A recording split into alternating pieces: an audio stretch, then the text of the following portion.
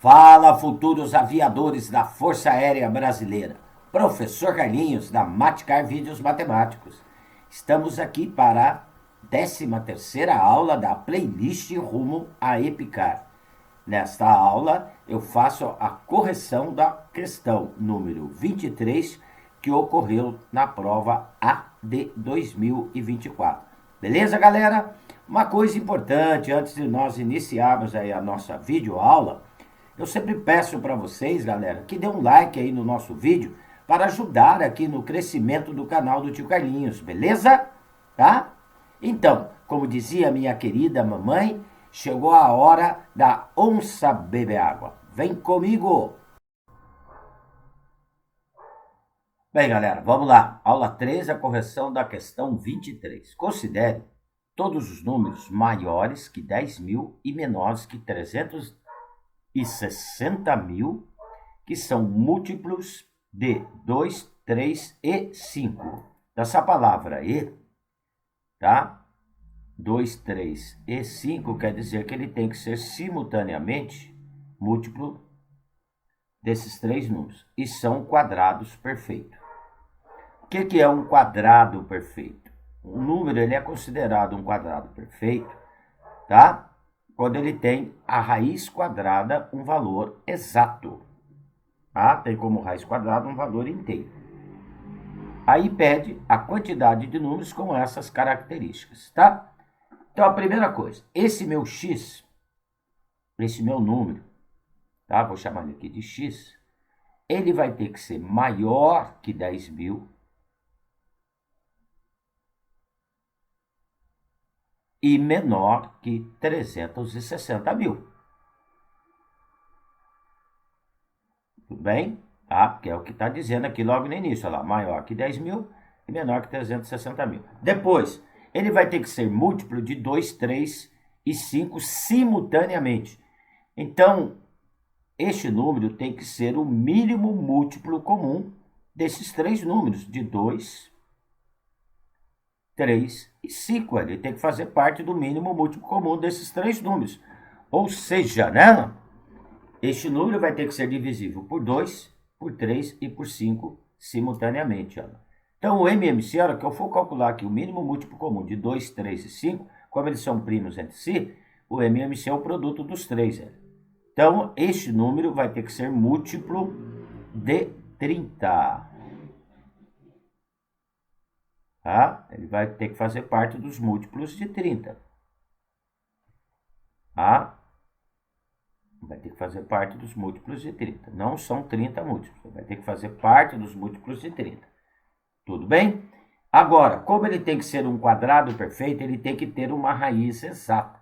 Então, as raízes quadradas desses números têm que dar exato. Então, a raiz quadrada deste número x tem que estar entre quem? Entre a raiz quadrada de 10.000 e de 360.000. A raiz quadrada deste número tem que estar entre as raízes quadradas desses dois extremos aqui. Então, tem que estar entre a raiz quadrada de 10.000 é 100. Então, a raiz quadrada deste meu número tem que estar entre 100 e 600, que é a raiz quadrada de 360.000 é 600, gente. Além dele ter que estar dentro desse intervalo, a raiz quadrada deste número tem que ser maior que 100 e menor que 600, tem que ser múltiplo de 30. Então, dentro desse intervalo, gente, o primeiro múltiplo de 30 maior que 100 seria o 120. O próximo, somos mais 30, seria o 150. O próximo, a raiz quadrada do número, seria, né? O próximo seria 180, a raiz quadrada desse número. E por aí vai, até chegar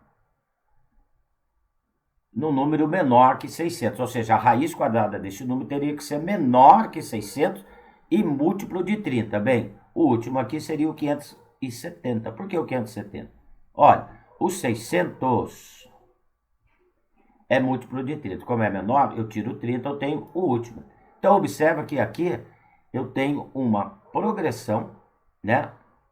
A sequência das raízes quadradas desses números é uma progressão aritmética de razão 30 lá, aonde o primeiro termo é 120, a razão é 30, tá? Aqui eu estou tratando das raízes quadradas desses números, né? Mas eu tendo a quantidade de raiz quadrada desses números, eu tenho a quantidade de números. O último número da sequência seria o 570. E eu quero saber o valor do N. Fórmula do termo geral da peária. A N, né, é igual a 1 mais N menos 1 multiplicado pela razão. O A1 eu tenho, que é o 120. Espera aí. Mais N menos 1. N menos 1 multiplicado pela razão, que é 30.